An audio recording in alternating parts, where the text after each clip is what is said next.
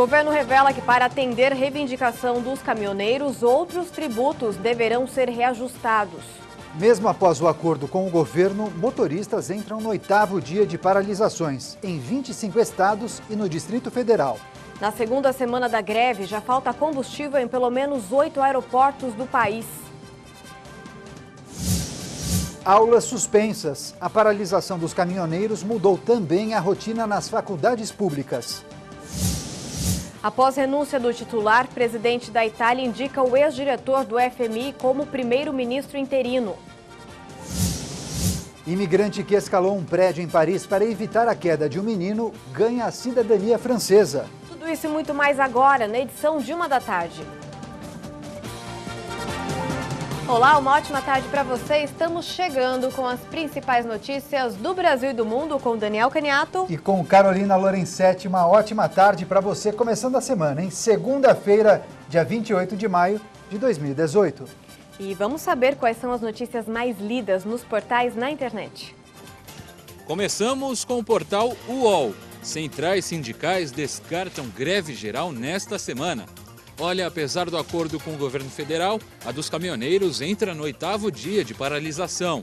Mas a Central Única dos Trabalhadores e a UGR, que é a União Geral dos Trabalhadores, descartam a possibilidade de uma greve geral no país nesta semana. Segundo as centrais, a ideia é não agravar com mais ingredientes de paralisação. Elas querem mesmo é ser protagonistas de uma possível solução. Será? De olho nas notícias de Brasília pelo Estadão Online. Tribunal de Contas da União manda Congresso parar 12 obras suspeitas. Sim, o TCU recomendou ao Congresso o bloqueio imediato do repasse de recursos federais para 12 obras que apresentam indícios de irregularidades graves. Dentre elas, a Hemobras, a fábrica de hemoderivados e biotecnologia com obras em Pernambuco. Outra é a Vila Olímpica, sim, após as Olimpíadas mesmo, lá no Piauí. Do total, outras 6 obras ainda nem estão no anexo da lei orçamentária deste ano, que relaciona os empreendimentos proibidos de receber recursos novos. Para fechar, no Carioca O Globo, pensões de filhas de militares superam, anote aí, 5 bilhões de reais. Olha só, o benefício para maiores de idade foi extinto lá em 2000, mas o Exército afirma que ele será pago até 2060. Será mesmo? Em tempos de rombos nas contas públicas, hoje 110 mil filhas de militares recebem essa grana. E a gente começa essa edição com informações sobre a paralisação dos caminhoneiros. O ministro da Fazenda afirmou que o governo foi ao limite do possível na proposta de redução do valor do litro do diesel. Mas Eduardo Guardia explicou que para conceder esses benefícios, os valores de outros tributos podem subir, justamente para compensar o diesel mais barato para os caminhoneiros. O ministro da Fazenda, Eduardo Guardia, afirmou hoje que pode ser preciso aumentar outros tributos para compensar o subsídio que deve ser dado aos caminhoneiros para manter o preço do diesel 46 centavos mais baixo por litro, conforme anunciado pelo presidente Michel Temer.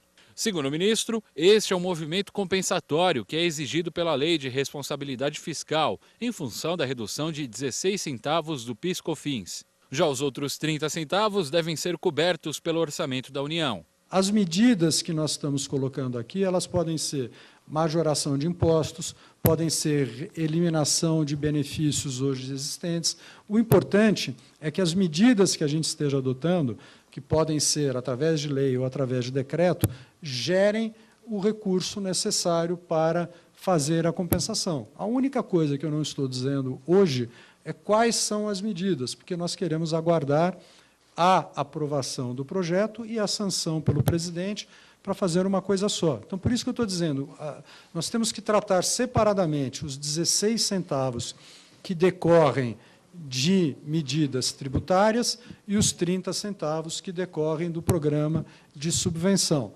Quando aprovar a reoneração, a gente volta aqui, mostra tudo direitinho e diz quais são as medidas complementares. O ministro garantiu ainda que a redução no preço do diesel está sendo proposta de maneira consistente e transparente. Essa redução é amplamente clara, equilibrada e compensada do ponto de vista fiscal. Então, ela é consistente com a lei de responsabilidade fiscal, ela é consistente com a meta de primário que nós temos por ano, ela é consistente com a restrição do teto e, orçamentariamente, a gente está fazendo todas as compensações necessárias e, muito importante, ela é absolutamente transparente. Então, sabemos quanto nós estamos gastando, por que estamos gastando e como nós estamos financiando essa subvenção de 9,5 bilhões de reais daqui até o final do ano.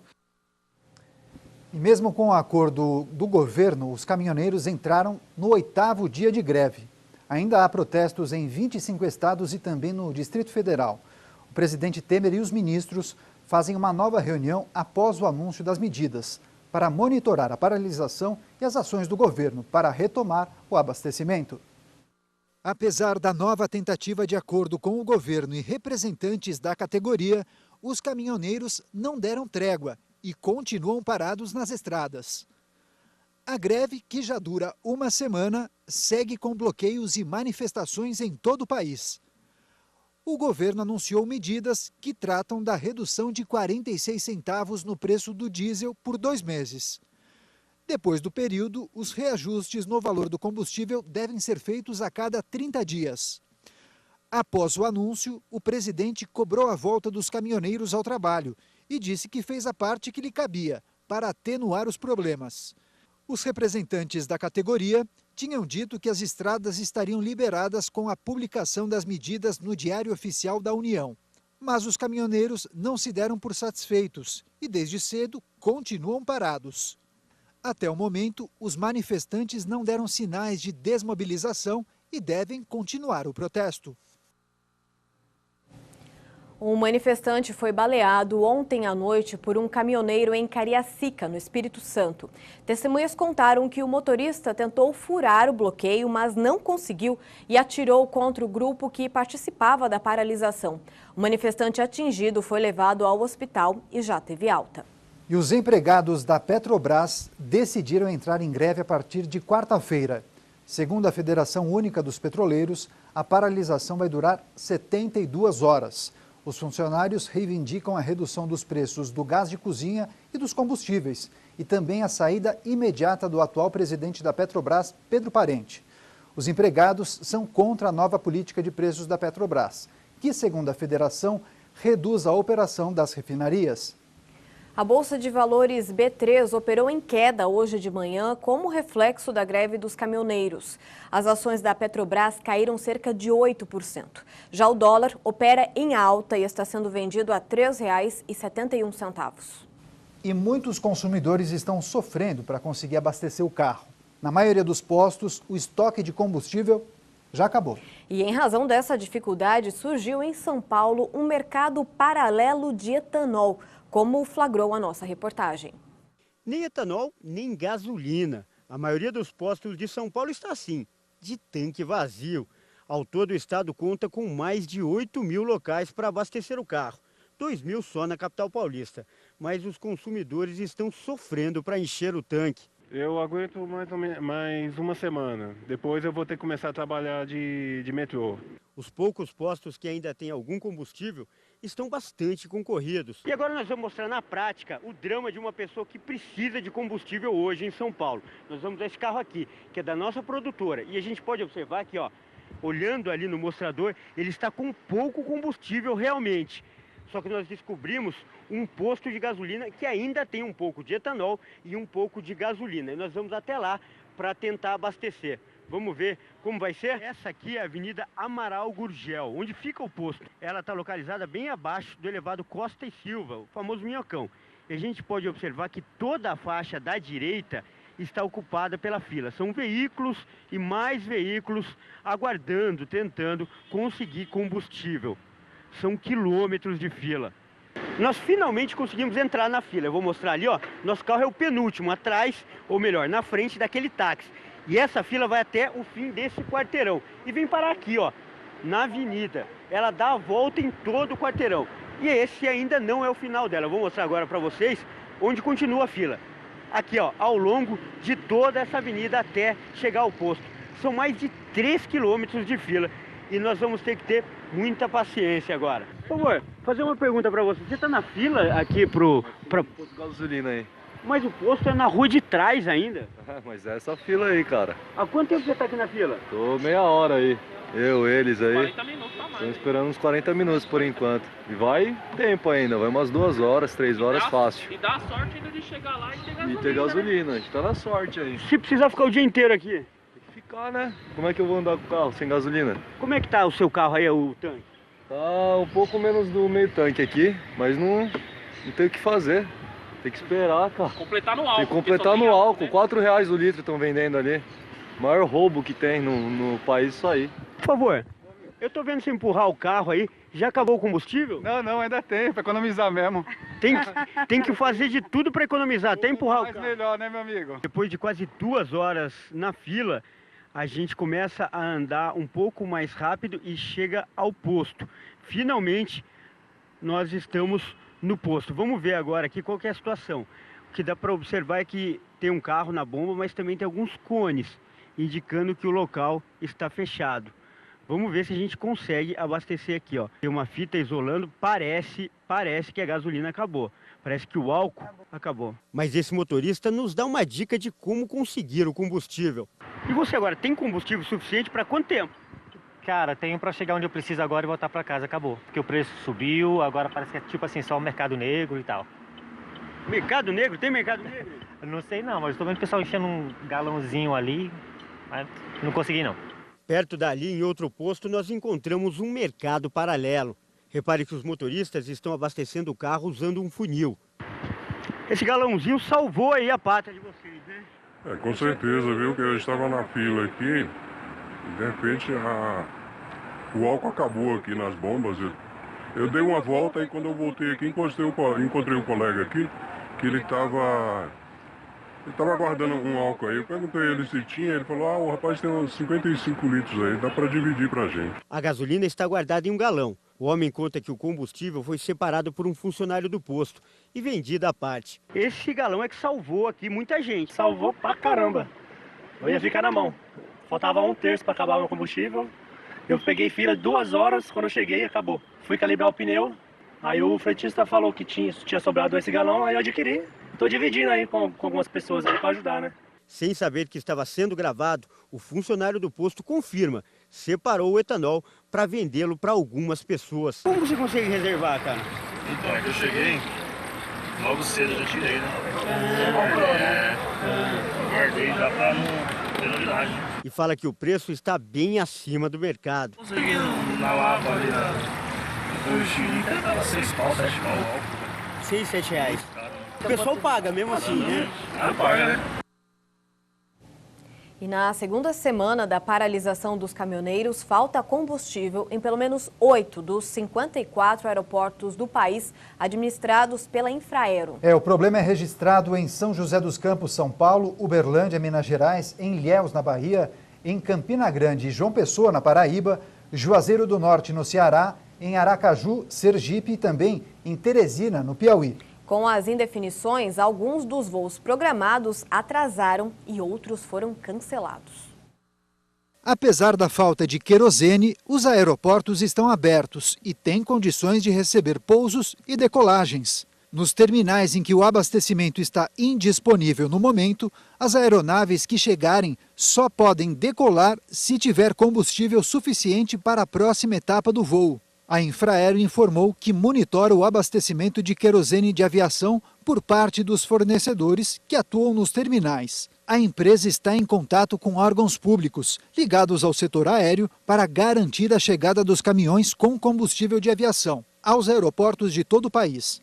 A Infraero alertou aos operadores de aeronaves que avaliem o planejamento de voos para definir a melhor estratégia de abastecimento, de acordo com o estoque disponível nos terminais de origem e de destino. E a seguir, você vai ver, após renúncia do titular, presidente da Itália indica o ex-diretor do FMI como primeiro-ministro interino. E você vai ver também, imigrante que escalou um prédio em Paris para evitar a queda de um menino ganha a cidadania francesa. Fique com a gente, nós voltamos já.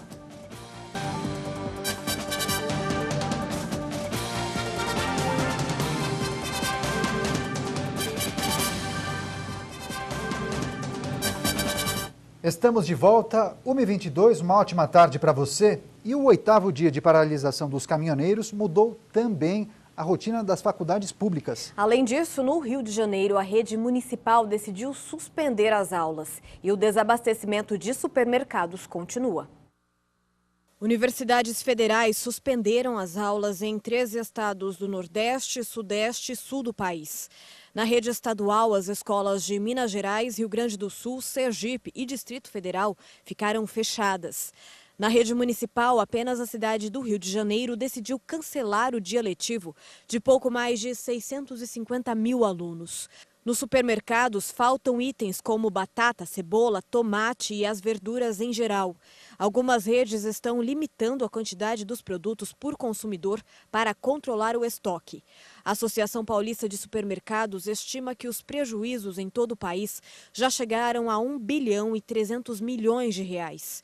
Segundo a Associação Brasileira de Supermercados, o abastecimento só vai ser normalizado em todo o país entre 5 e 10 dias depois que a paralisação terminar. Motoristas de vans escolares realizam um protesto hoje em São Paulo. Eles bloquearam a Avenida Paulista pela manhã. Assim como os caminhoneiros, os motoristas também protestam contra o preço dos combustíveis. Eles dizem que, por conta da paralisação dos caminhoneiros, também não possuem combustível para fazer o trabalho regularmente e, por isso, deixaram de atender os alunos. Entre os manifestantes, há motoristas que atendem escolas públicas e particulares. E um tiroteio deixou várias pessoas feridas na zona sul de São Paulo nesta madrugada. No Rio de Janeiro, a polícia faz uma operação de combate a desvios milionários da saúde. E no Amazonas, a polícia apreendeu quase 1 tonelada de drogas em um barco. Veja agora em um giro de notícias pelo Brasil. –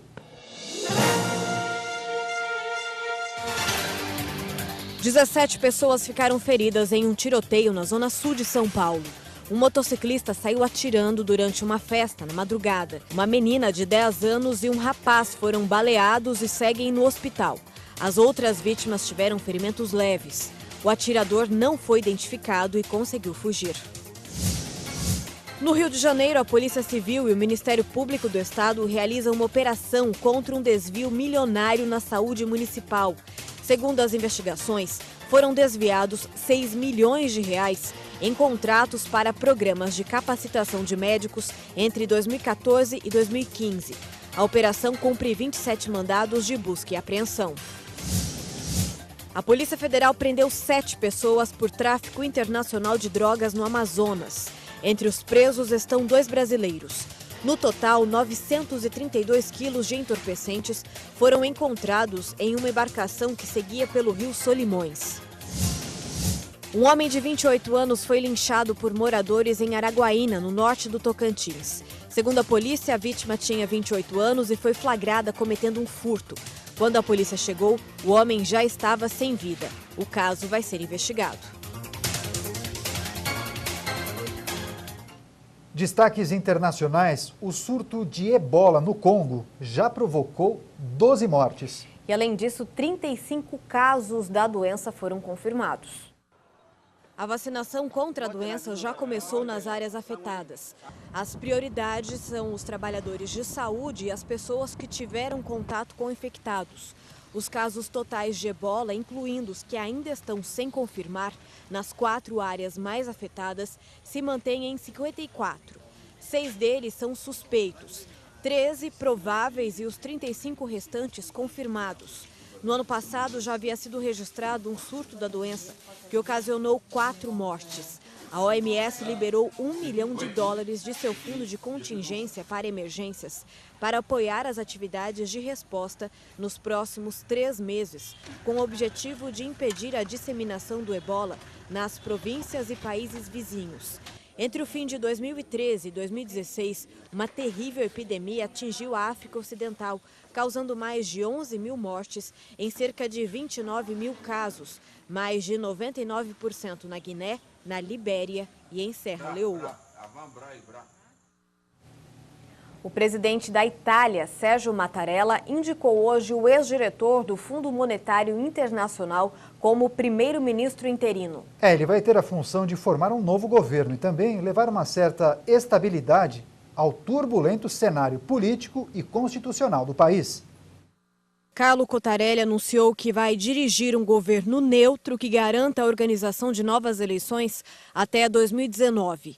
A terceira maior economia da zona do euro tem buscado um novo governo desde eleições inconclusivas que ocorreram em março. Cottarelli tem de formar rapidamente seu governo, prestar juramento e depois pedir a confiança do parlamento. Se não conquistar o voto de confiança, ele deve convocar novas eleições para depois de agosto. Diante das tensões nos mercados e das críticas da imprensa internacional, a possibilidade do novo governo da Itália não honrar seus débitos com a União Europeia, Cottarelli fez seu primeiro discurso tentando acalmar os ânimos e demonstrando compromisso. Agora vamos falar do imigrante malinês de 22 anos que virou herói. Ele escalou um prédio em Paris para evitar a queda de um menino e ganhou a cidadania francesa. Que história, né? Ele chegou à capital francesa em setembro e se encontrou hoje com o presidente Emmanuel Macron. O presidente da França, Emmanuel Macron, disse que o ato de Mamoudou Gassama foi excepcional e, por isso, todos os seus documentos serão regularizados e haverá um processo para que ele possa obter a cidadania francesa. Macron vem sendo duramente criticado por endurecer a política em relação aos imigrantes ilegais, favorecendo as expulsões. O líder anunciou ainda que Gassama irá integrar o corpo de bombeiros do país. No sábado, Mamoudou Gassama, que vive em um abrigo, escalou 4 andares com as mãos e evitou a queda de um menino de 4 anos da sacada de um prédio. O vídeo que registrou o salvamento viralizou. As imagens mostram que ele precisou de cerca de 30 segundos para escalar os 4 andares apenas com a força dos braços. Um inquérito foi aberto pela polícia para apurar o caso. O pai da criança, de 36 anos, foi detido para interrogatório. Ele contou ter deixado o garoto sozinho em casa para fazer compras. A mãe não estava na residência. A justiça retirou temporariamente a guarda do menino da família. Uma boa notícia foi essa, não é? Com certeza. Que ato heróico mesmo, né? É verdade. Parabéns para ele. Ponto final nessa edição. Nós agradecemos demais a sua companhia e audiência. Uma ótima tarde para você. A gente se vê amanhã.